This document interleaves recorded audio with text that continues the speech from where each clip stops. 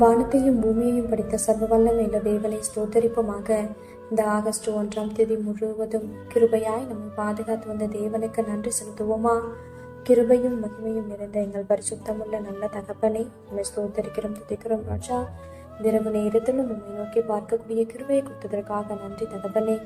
அப்பா, இந்த நாளிலும் உங்களுக்கு பிரியமில்லாத காரியங்களை செய்து உங்களுடைய இருதயத்தை துக்கப்படுத்தியதற்காக எங்களை தயவாய் மன்னியும் ஆண்டவரே.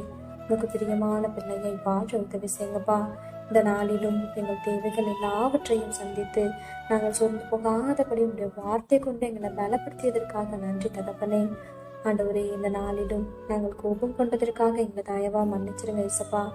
எந்த சூழ்நிலையிலும் கோபப்படாமல் பொறுமையா இருக்க எங்களுக்கு கற்றுத்தாங்க ஆண்டவரே.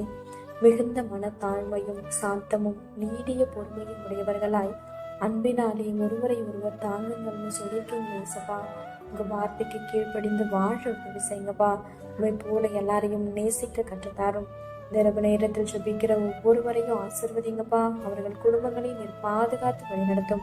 எங்கள் ஆவி, ஆத்துமா, சரீரம் முழுவதையும் உடைய கரத்தில் கொடுக்கிறோம். நீர் பொறுப்படுத்தி நீர் வழிநடத்தும். இயேசு கிறிஸ்துவின் இனிய நாமத்தில் ஜெபிக்கிறோம், ஜீவனுள்ள நல்ல பிதாவே, ஆமென்.